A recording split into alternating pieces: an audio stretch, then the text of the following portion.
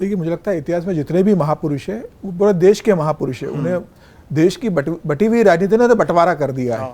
अब देखिए, मैं आपको एक उदाहरण भी देता हूँ कि जब लोकसभा के अंदर अमित शाह जी ने जब अम्बेडकर को लेकर कह दिया था कि अम्बेडकर करते, इतना हम भगवान का नाम लेते तो ईश्वर मिल जाता, तो किस तरीके से कहा गया था कि भाई अम्बेडकर का अपमान कर दिया, दलितों के विरोधी पार्टी। अमित शाह को शाम को पत्रकार वार्ता ले रही बीजेपी मुख्यालय में आके इतना हल्ला मच गया कि फिर सफाई देना पड़ी। तो विपक्ष ने इसको उठाया कि भाई इन्होंने अम्बेडकर का अपमान किया।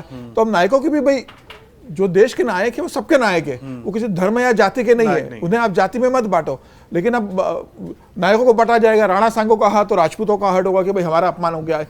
अम्बेडकर के बारे में अगर कुछ कहा, भले इसमें इंटेंशन नहीं था किसी का, लेकिन अब कहा जाएगा कि भाई दलितों का अपमान हो गया है। किस तरीके से गांधी और नेहरू को लड़ाई अलग अलग बताया जाए, किस तरह से गांधी और पटेल को अलग बताया जाए, पटेल हमारे, गांधी आपके हैं। ये नायकों का भी जो बंटवारा राजनीति के अंदर हो गया है, मुझे लग रहा है कि ये बिल्कुल एक स्वस्थ परंपरा नहीं है। अगर राणा सांगा को लेकर रामजी सुमन ने कहा है तो उसको अखिलेश यादव ने विरोध करना चाहिए था। अखिलेश यादव तो पार्टी के अध्यक्ष है ना, वो तो सांसद ने कहा, चूंकि उन्होंने लोकसभा में कहा तो उनका विशेषाधिकार है, तो बाहर कोई एफआईआर शिकायत दर्ज नहीं हो सकती।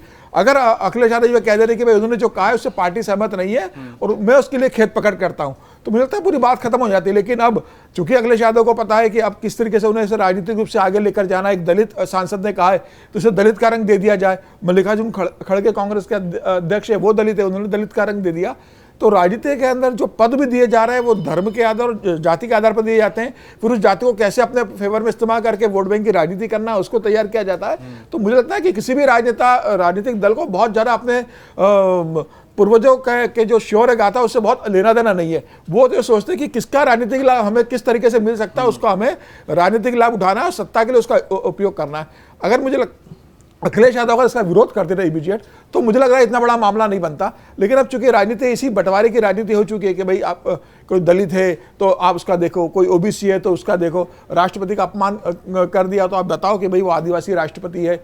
रामनाथ कोविंद का अगर अपमान हो जाता तो बताओ कि भाई वो दलित है। भाई राष्ट्रपति है देश के, वो दलित या सवर्ण मत देखो ना, वो देश के सबके 140 करोड़ लोगों के राष्ट्रपति है।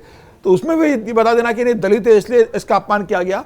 तो ये जाति की जो राजनीतिक दलों के अंदर मतलब घर कर गई है, और जातियां राजनीतिक दल भी जिस तरह जाति के हिसाब से बट रहे हैं पूरी तरह से।